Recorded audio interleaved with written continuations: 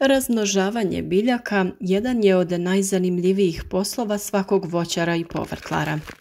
U našem voćnjaku često razmnožavamo naše biljke jer želimo počastiti prijatelje nekom od naših biljaka.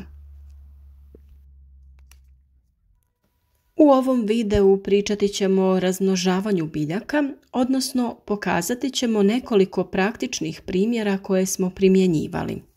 Na našem kanalu mogu se naći različiti videi na tu temu i vjerujemo da smo s njima podijelili dosta korisne informacije vezane za razmnožavanje biljaka. Posebno nam je drago kada po društvenim mrežama vidimo da ljudi primjenjuju metode koje smo pokazali. Naravno, te metode se koriste oduvijek, ali smo našoj publici to prezentirali i dali do znanja da svako to može napraviti sam bez pomoći stručnjaka. Biljke se mogu razmnožavati na dva načina, vegetativno i generativno. Generativno razmnožavanje je razmnožavanje pomoću sjemena. Nedostatak kod tog razmnožavanja je to što ne znamo kakvih će osobina biljka biti. Osobine biljke ovise od oplodnje prilikom cvjetanja biljke. Taj proces je teško kontrolirati, pa se ovakav način razmnožavanja izbjegava. Iznimke se mogu događati pa da iz sjemena dobijemo identičnu voćku, ali tu se najčešće radi o izoliranim biljkama gdje ne može doći do oprašivanja cvijeta drugačijim peludom. Ipak i u toj situaciji imamo rješenje za vraćanje dobrih osobina, a to je kalemljenje. Postupak kalemljenja smo već prikazali u nekim našim videima, a budući da je kraj zime i početak proljeća optimalno vrijeme za kalemljenje, preporučujemo da pogledate i te video savjete. Zbog svoje jednostavnosti i vrlo velike uspješnosti, najčešće se primjenjuje vegetativno razmnožavanje. Kod ovog načina razmnožavanja biljka brže napreduje, brže cvjeta i brže daje plod, a nova je biljka praktički klon matične biljke identičnih karakteristika. Najrašireniji način vegetativnog razmnožavanja je razmnožavanje reznicama. Razmnožavanje reznicama je jedan od oblika vegetativnog razmnožavanja. Ovakav način razmnožavanja je vrlo popularan s obzirom na njegovu jednostavnost i vrlo dobre rezultate, te veliki broj biljaka koje se na ovaj način uspješno razmnožavaju. Biljke razmnožene na ovaj način su po svojim karakteristikama također identične biljci iz koje su nastali.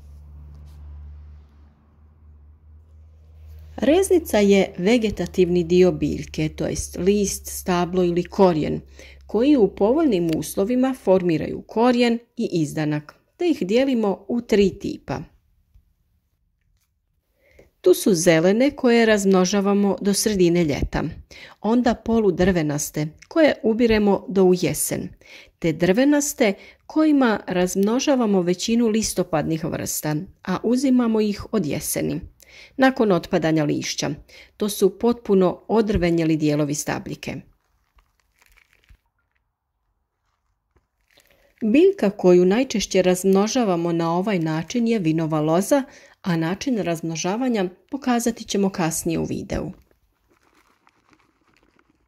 U ovim kadrovima možete vidjeti jedan praktičan prikaz vegetativnog razmnožavanja biljaka. Radi se o smokvi, a metoda se naziva margotiranje. Ova metoda je slična metodi kojom se povijaju grane i potrpavaju zemljom, ali se primjenjuje u situacijama kada su voćke previsoke i imaju prekrute grane da bi se savijale. Margotiranje biljaka se radi tako što se sa biljke skine kora i tanki sloj koji se nalazi ispod kore. Jako je bitno ostrugati granu sve do drvenastog dijela. Skidamo koru u dužini od 2 do 3 cm i postavljamo PVC foliju ili neku vrećicu u koju ubacujemo supstrat ili zemlju. Potrebno je blago namočiti supstrat i dodati ga otprilike 2 šake. Nakon toga ćemo zatvoriti ga sa donje strane i sa gornje. Po potrebi i kasnije se supstrat može zalijevati dodavanjem vode. Da bi korijen zaštitili od prodora svjetla, preko najlona stavljamo i aluminijsku foliju. Već nakon 2 mjeseca dobijamo formiran korijen i naša nova biljka je spremna za odvajanje sa matičnog stabla. U ovom slučaju radi se o razmnožavanju limuna, a postupak je primjenjiv na svim citrusima. Kod ovog postupka trebamo znati da se kora biljke sastoji od vanjske kore ispod koje se nalazi ksilem, koji provodi hranjive tvari proizvedene fotosintezom prema korijenu.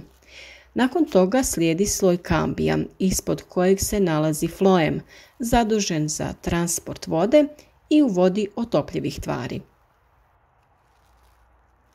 Važno je skinuti mekani svjetliji dio ispod vanjske kore koji je zapravo sloj ksilema i kambija.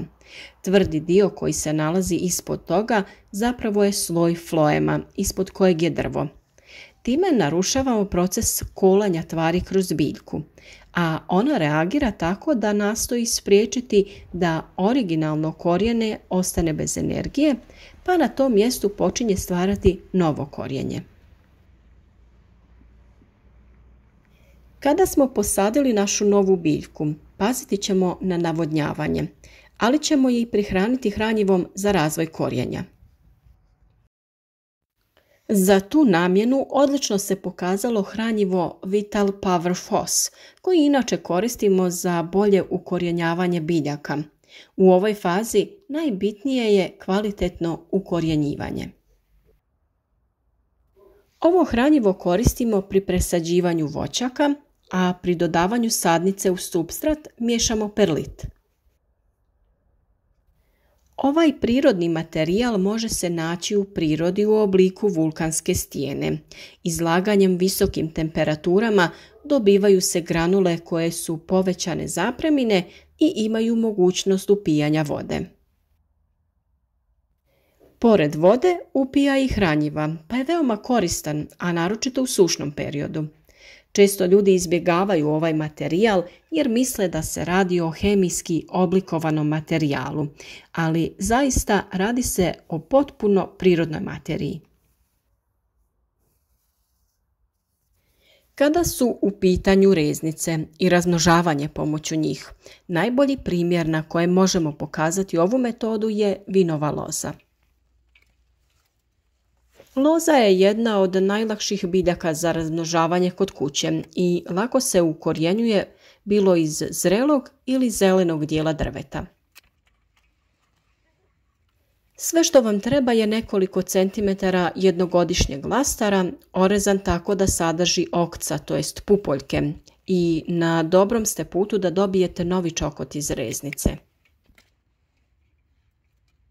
Svake godine lozu je potrebno ponovno orezati u kasnu jesen i zimu ili krajem zime, kako bi se osigurao dobar rod sljedeće godine.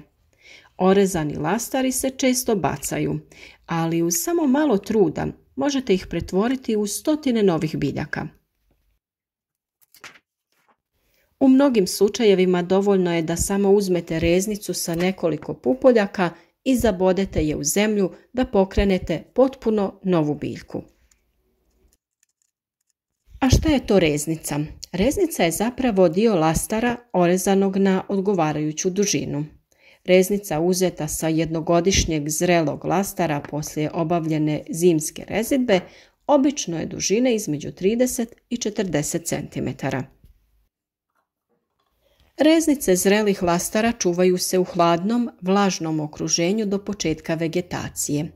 Neposredno prije početka vegetacije na reznici se obnovi rez ispod ili skoro preko donjeg koljenca, to jest čvora, kako bi se potaknuo rast korijena ili se jednostavno reznice potapaju u hormon za ukorjenjavanje i stavljaju u tlo.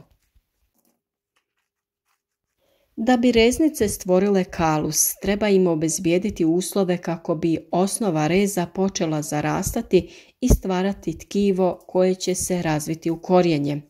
Ovo može biti nezgodno, a ako se uradi nepravilno, reznice može zahvatiti plijesan i tako ne dozvoliti razvoj korijena i mladih lastara. Za bolje rezultate reznice se obično stavljaju u hormon za ukorjenjavanje prije nego što se posade na odgovarajuću dubinu u vlažno tlo kojim smo popunili saksiju odgovarajuće veličine. Tlo se održava vlažnim tokom nekoliko sedmica kako bi došlo do ukorjenjavanja i kretanja pupoljaka. Pustite da se vaše reznice ukorijene, ali baš čvrsto ukorijene, prije nego što ih presadite na otvoreno mjesto početkom do sredine ljeta. Na sličan način može se ukorijeniti i bobičasto voće poput maline, kupine, ribizle i drugog voća, ali i druge biljke poput čempresa, ružmarina i lavande. Na našem kanalu možete pronaći videe na tu temu, pa se nadamo da ćete ih pogledati. Ako vam se sviđa naš rad, podržite nas tako što ćete zapratiti naš kanal, označite video sa like i podijelite ga sa prijateljima na društvenim mrežama.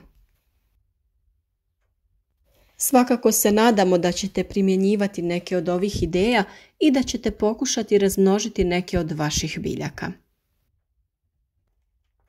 Radujemo se vašim komentarima i nadamo se da ćete nam pisati kako to vi radite, te ako imate bilo kakvih pitanja u uzgoju voća i povrća.